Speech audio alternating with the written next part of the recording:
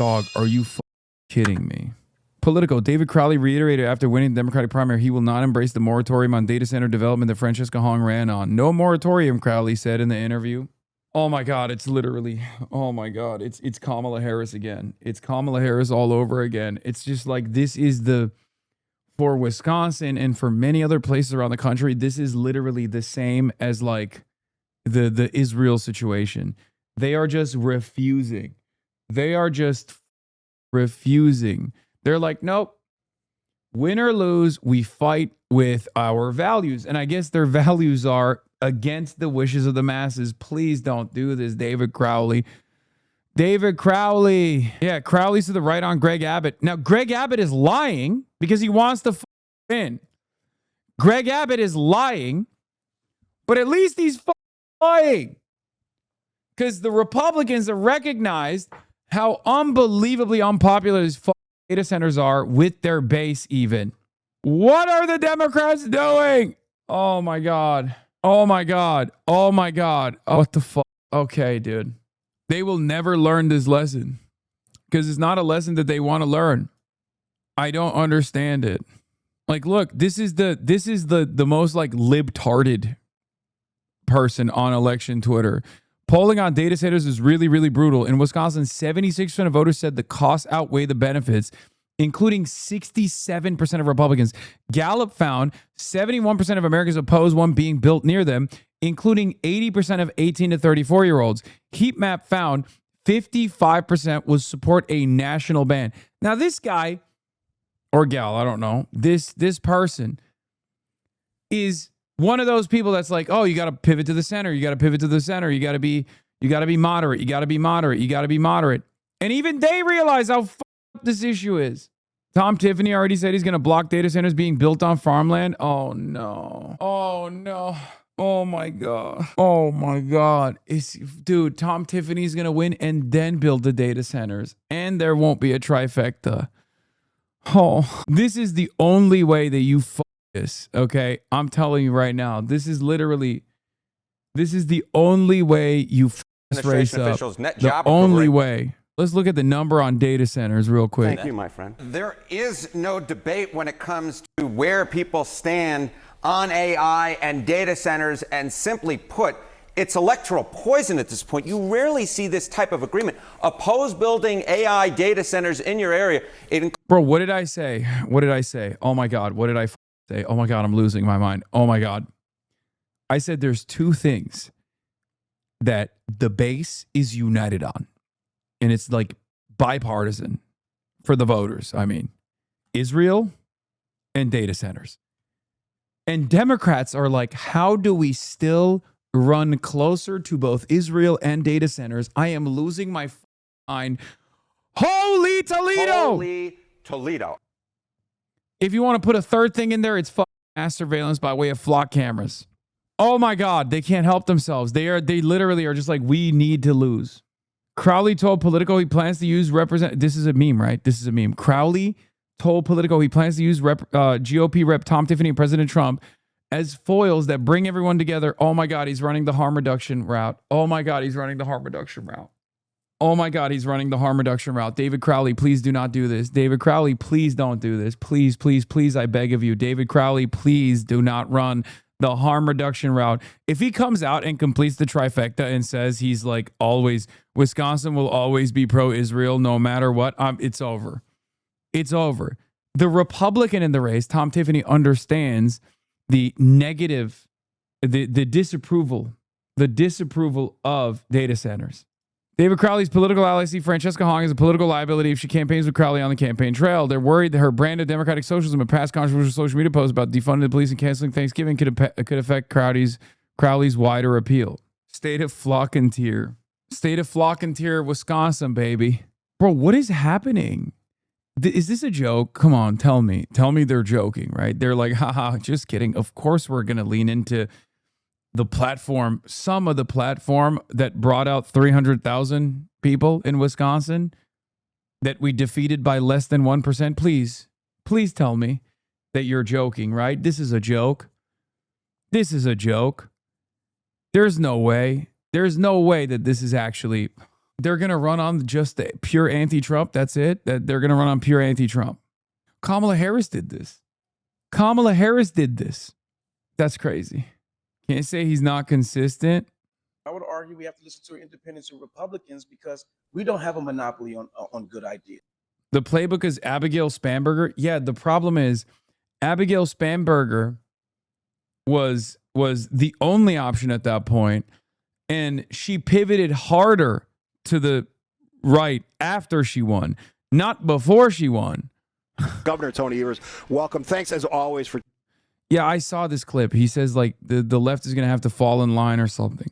Let's take a break. We'll come back and get you for one more segment. Oh, we're good. I guess we no break. Okay. Even better. Go ahead. All right. So what do you say to, I heard from a lot of them this morning because I've been critical of Fran Hong's campaign on the radio. What do you say to supporters of Fran Hong who are now looking at this election? We didn't get her. Now we have David Crowley. What do you say to those folks? Yeah, they have to play along. I mean, not play along. They have to be part of it. We want them to be part of it. Obviously, a whole bunch of people. Is David going to get? Yeah, no, he let it slip, and then he caught himself, and he was like, I mean, they have to be a part of it, not play along. Behind some of the things she talked about, no. But at the end of the day, the big issues are something that I'm sure she feels strongly about. It. Her talking about schools all the time, and so she'll be a good person to have around. Do you think there are any lessons to be learned from this primary? I wish there was. I've been thinking about that a lot. Do you think there's any lessons to be learned from this primary? I wish there was. I've been thinking about that a lot. I think, and I don't want to put it on the pollsters because I personally knew that if I was with David and we went around the state, and all we had to do was visit people and talk to them. There's a whole bunch of people that were not, they didn't know who to vote for, and how can a pollster catch that? They can't, and so I just think it's just important that we do a better job when we're running for office to make sure you're getting up north. No lessons at all? Like, it wasn't like it was a blowout. You know what I mean? It was like you came in, you did the electability argument, and it worked. And there's no takeaway. 300,000 people. An open Democratic socialist who was running on an anti-Thanksgiving campaign almost won, okay, with only negative earned media that amounts to millions of dollars, 0 linear TV ads, almost blew your back out, and you got no lessons from that? None. Not even a little bit. Like, no, the good policies, the excitement on the campaign that brought a lot of people out. Nothing. Dude, thank God Michigan is not like this. Oh, my God. Oh, my God. Could you imagine? Thank Christ Michigan is like, we're all united. There's only one Democratic Party, and that's the anti-Trump party. We're going to go and win every vote that didn't vote for us. Oh, my God. Could you imagine if Abdul was like, what lessons are there to learn? As a matter of fact, that wasn't even what I was saying, and they tried to make it seem like that's what I was saying, you know? And thank God, Haley Stevens and Mallory McMorrow and even Governor Gavin Newsom, like everybody immediately hugged and kissed Abdul, and they were like, we're on a mission. I've never seen a cocky leftist victory. They're always gracious, even in victory. Meanwhile, I've seen many cocky centrist moderate victories. Haley Stevens asked about you again, said to condemn you. Oh, my God. Should he condemn Hasan Piker? Should Hasan Piker be on a stage with him? I believe he should be condemned. I do.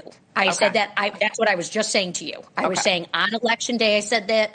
And if asked again, you're asking me, I do think he should be condemned. I don't know what the guy has to do with Michigan. Israel comes to me in my dreams. I hit the wrong button. What gives? Haley. What gives? Just say, who cares about Hasan Piker? We have an opponent to defeat. I don't understand why a Twitch streamer has become a primary fixture in a Senate race, and I have a pretty good idea as to why. It's because Mike Rogers can't run on being close to Donald Trump anymore. Mike Rogers can't run on anything that Trump has done that's positive for Michiganders.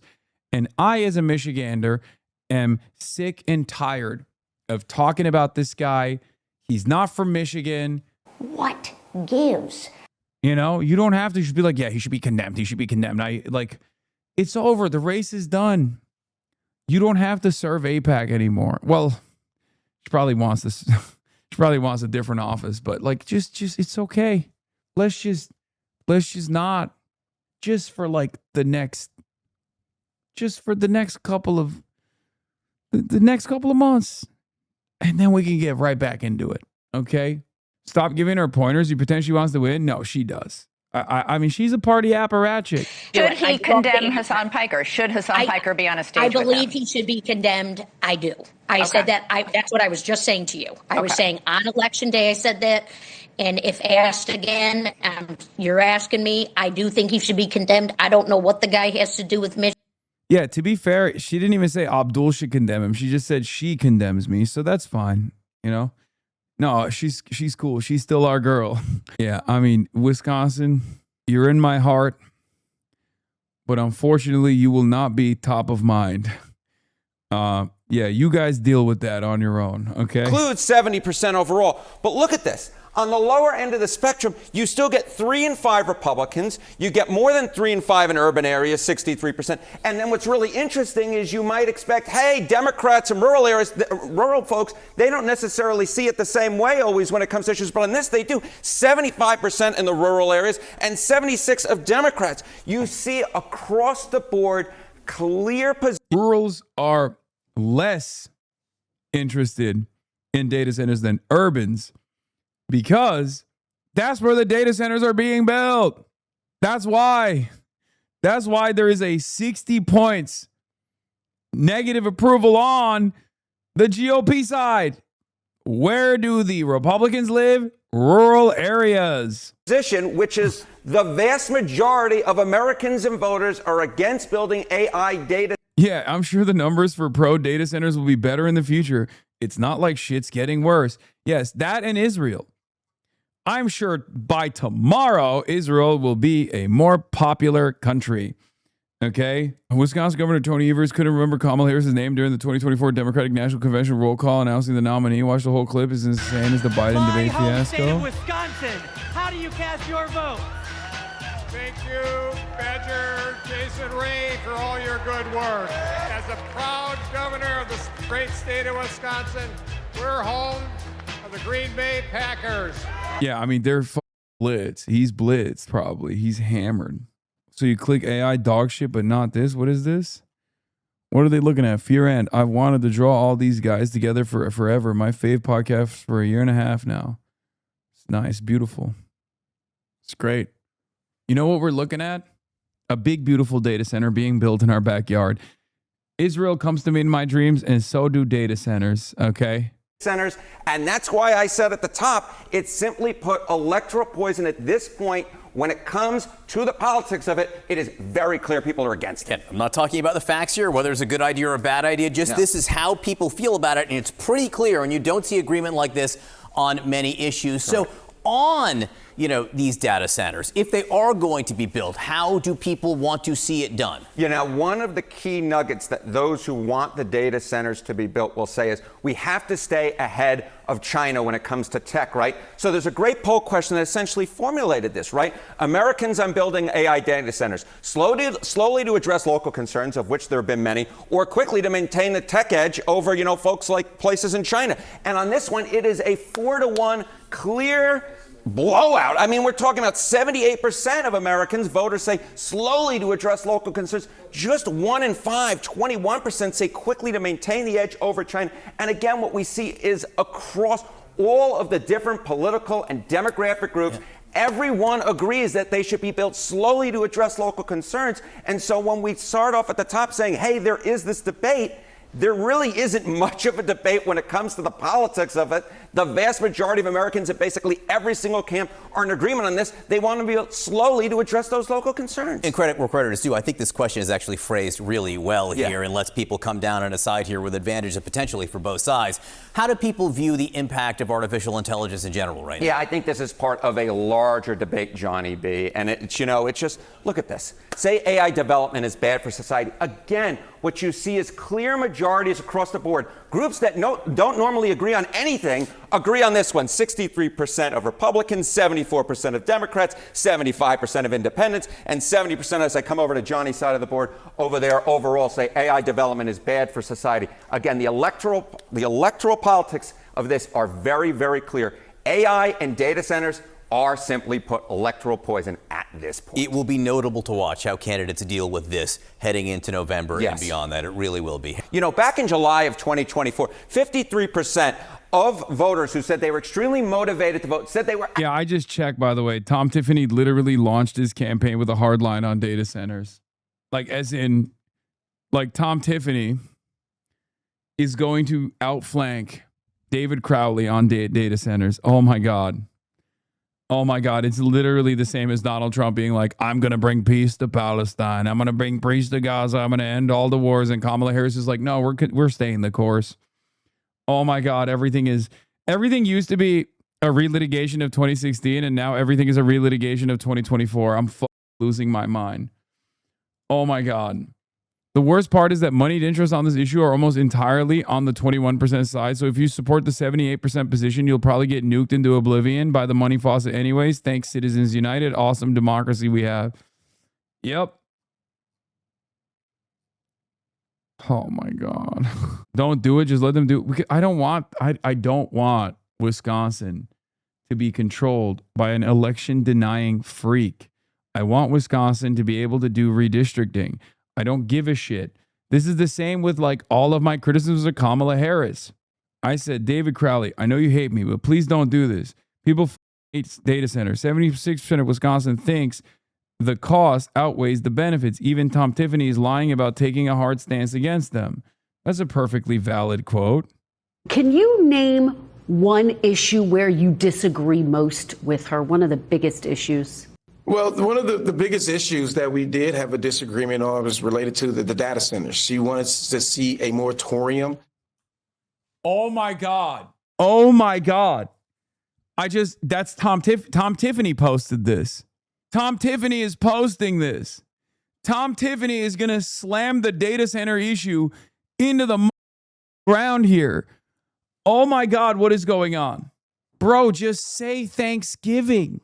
Just say you love Thanksgiving. Why would you say data centers? Just say Thanksgiving. Say I don't want to abolish the police. Say I love the police. Don't say data centers.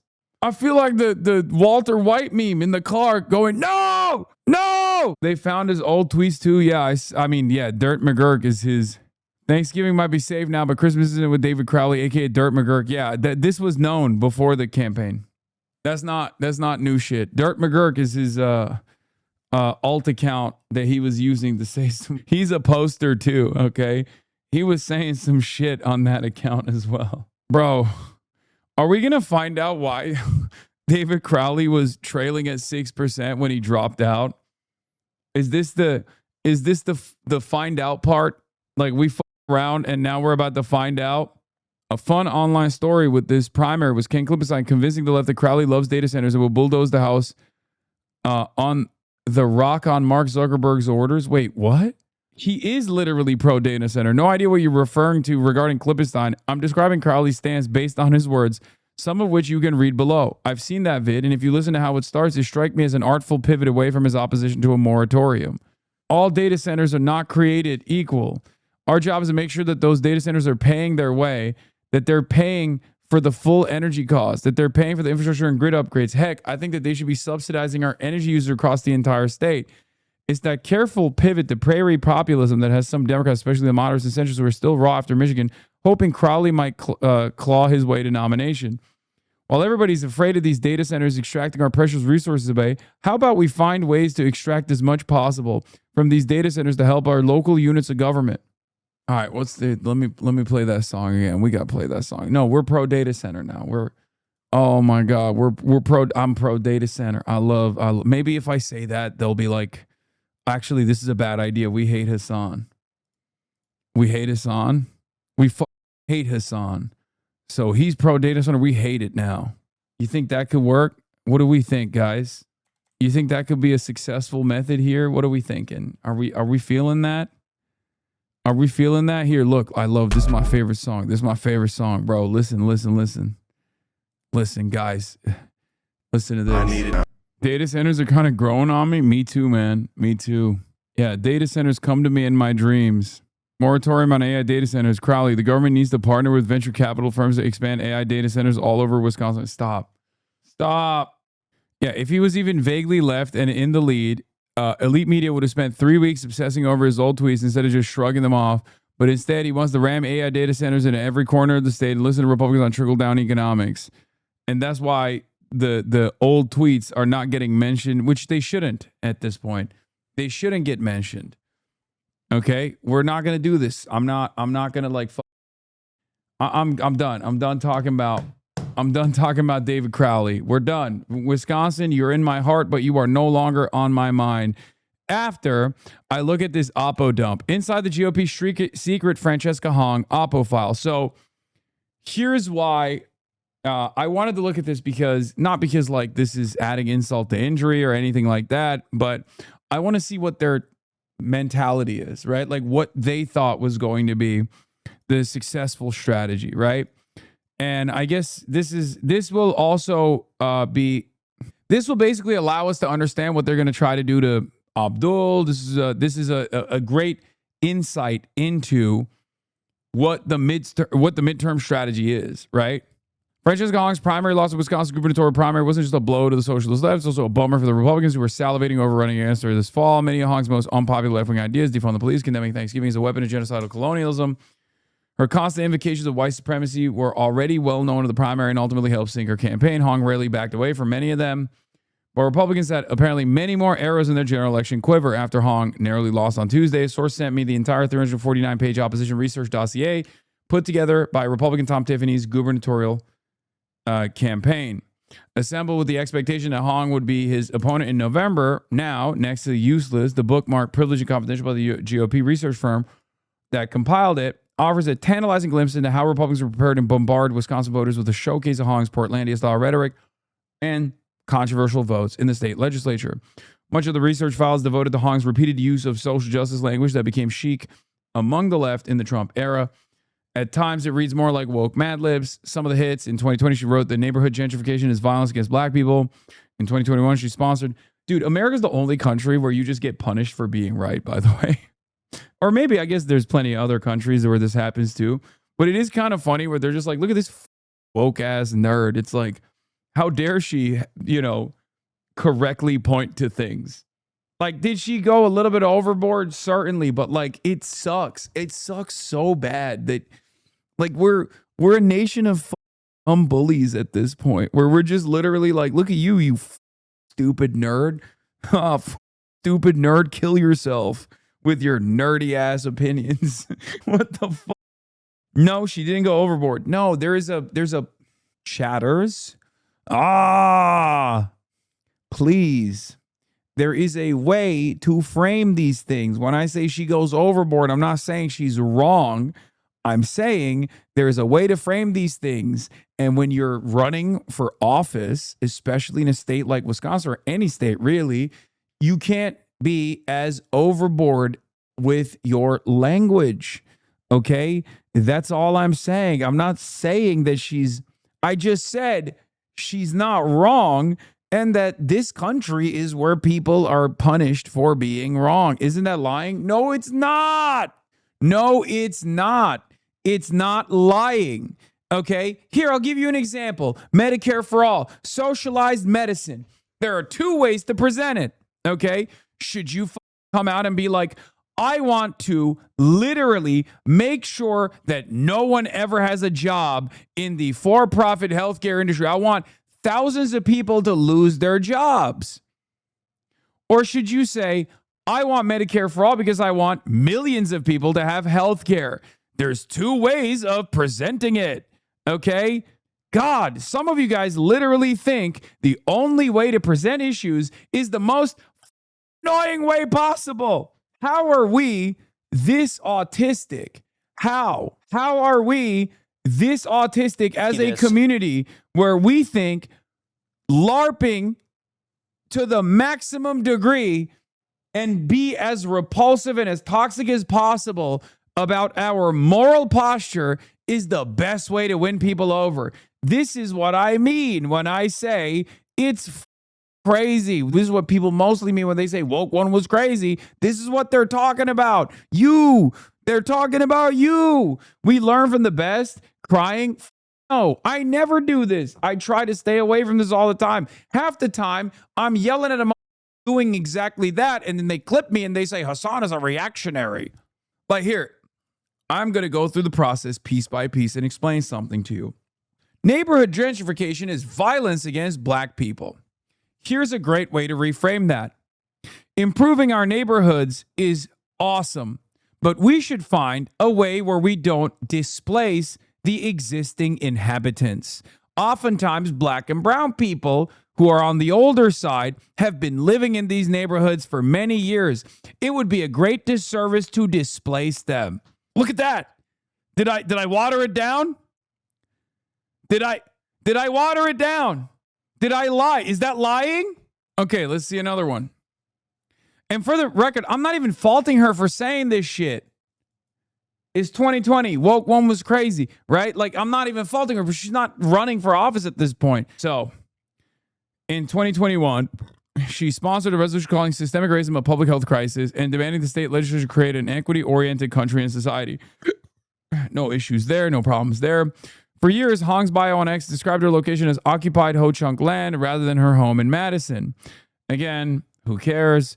There's plenty in the book, too, about Hong's years-long crusade about defunding and abolish the police. Although many of the comments were already reported by CNN's tenacious Andrew Kaczynski, Hong made a number of remarks about systems of harm and how police forces are tools of white supremacy. In 2021, she called for the abolition of the carceral system, which Republicans would have surely spun as Hong calling for prison abolition. On immigration, Hong has loudly called for ICE to be abolished, which is not a secret, but the book references ICE agents as terrorists and fascists, terms that repel swing vote. No, that's bullshit. She's right on that. The environment is totally ripe for that kind of commentary. Literally, the much more moderate progressive Peggy Flanagan won on that, and then went and on the night of her victory speech, she said, "We are going to rip ICE apart." Okay, so no, that's just wrong. That's just Republicans are stupid. They don't understand how much people demonize ICE and hate it. June 2020, Hong reiterated calls to defund the police multiple times. Again, not a problem there. You can just like reframe it, Zoran method. Just be like, I think that it was far too vague. This slogan was far too vague. I'm not interested in sloganeering. I'm interested in solutions. And I think what we should do is understand that cops have a very tough job. They just want to serve their communities, lie a little bit and say something along the lines of like, we got to make sure that they're, they got a lot on their plate. So we got to make sure that we aid them with like, social workers and take away some of their work off their plates, that type of shit. Op-Ed book also features 10 pages of Hong staking out far-left positions on trans rights and gender issues. 2021, she supported taxpayer-funded task force to study the societal barriers of equality for intersecting gender non-conforming individuals. In 2022, Hong referred to pregnant women as pregnant people. That's so funny. Who cares? No, this is actually silly. This is actually silly. This kind of stuff is nothing. This kind of stuff in the hands of a decent communicator is just like, what are you? Okay, who cares? Like, who cares? Who cares? What are you talking about? It's all culture war. That one did one shot Anna. Like, as a guy who didn't do this shit, okay, as a guy who did not do this shit in the same exact time frame, I'm a professional political pundit. I've been doing this. I was around back then. You can go back. I didn't do this shit, right? But I never also like faulted people for doing it because I don't think it matters. I think people were just trying to be as courteous as possible. Who fucking cares? I think like obsessing over this in either direction is so unproductive. And that is my problem with quote unquote woke 1.0. Okay. That's it. That is the problem. That is literally the problem. And it made people so insane, bro. It made people on the right so insane. It blows my goddamn mind. Like, I'm telling you, I didn't do any of this stuff. I thought it was silly because I didn't think that that's how normal people talk. Okay. It's just not. Like, people were trying to be as accommodating as possible. And in an effort to be as accommodating as possible, they started talking in a way that normal people don't talk. And it made them look academic. It made them look inaccessible. It made them look strange and out of touch. Okay? It's just not how people talk. Now, of course, there are certain instances where it's valid for people to talk like this, you know, in an academic setting, or if it's a doctor or something, you know what I mean? Like, it makes sense. It makes sense for people to use these terms in different settings. But if you're doing it in a broader setting as a legislator or whatever, yeah, it's a little strange and it comes across as though you're out of touch. But who cares? Like, the optics weren't great, but who fucking cares? How could you make this your life's mission? Like, as though we don't have any other broader problems, you know what I mean? Like, this always signaled to me that you were just, you know, very comfortable. Very, very comfortable. Only comfortable people are just like, what can I find to get pissed off about? You know what I mean? The voters kind of care. No, I know, but the voters wouldn't care if you were actually presenting them with something. Here, I'll give you an example. Okay? If someone is running on like universal child care, Medicare for all, as your governor, I'm going to do both of these things, right? I'm going to punish the utilities providers. I'm going to make sure they're no longer jacking up your prices. Also, you know, Latinx.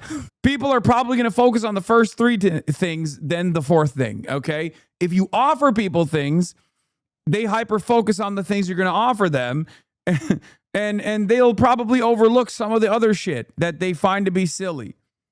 Okay? That'd be really funny, by the way. My 4 policies, you know how like Abdul has Medicare for all, money in your pockets, money out of politics? It's what if his platform was money in your pocket, money out of politics, Medicare for all, Latinx? Just out of nowhere. He was just like, and also Latinx. Hasan, they legit won off of the abolition of Thanksgiving tweets from 2019. No, they did not. That just didn't...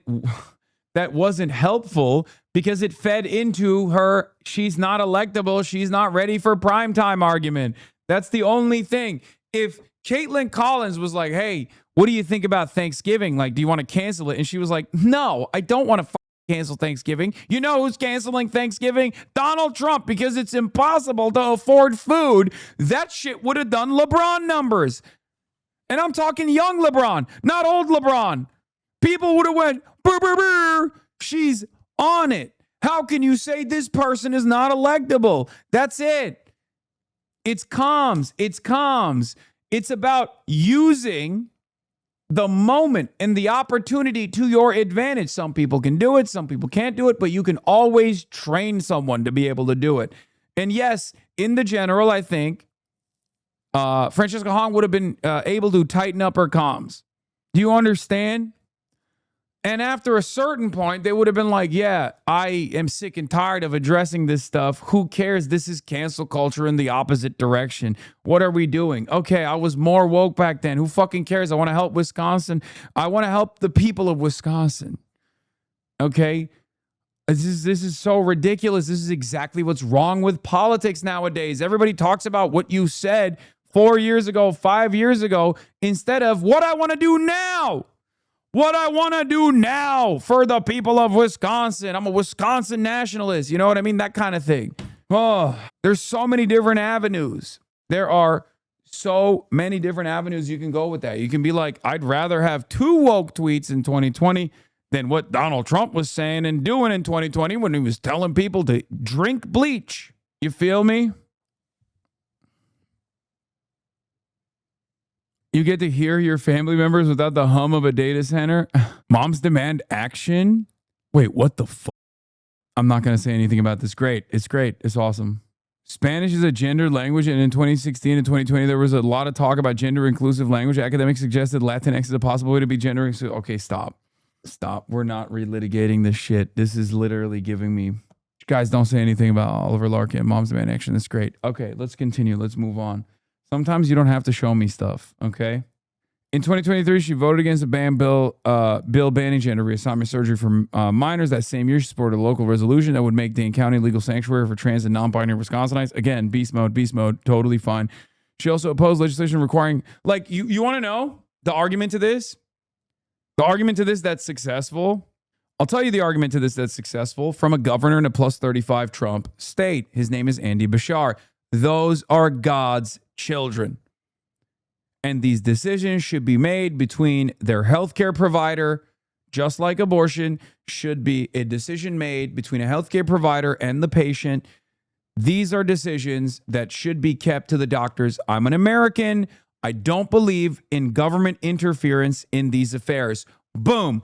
Those are God's children. Those are your neighbors. That's exactly what Andy Bashar said. And he was a lion for it. And he said it in Kentucky. Okay? And people love him. So you think Andy Bashar, who can say that in Kentucky and still win, you think that can't happen in Wisconsin? Get the fuck out of here. Most of these comments are probably to be expected from a DSA state legislation. Wait, this is it? That's it? They had nothing. Just all culture war nonsense. I thought there was something secret in here. What the fuck? This was ass. Oh, that's so good. Oh, that's awesome. Okay, this is awesome. If this is what they got for Abdul, oof, great. Great. That was 300 pages of just literally them going woke, woke, woke, woke, woke, woke, woke. That was 320 pages, bro. Or 349 pages.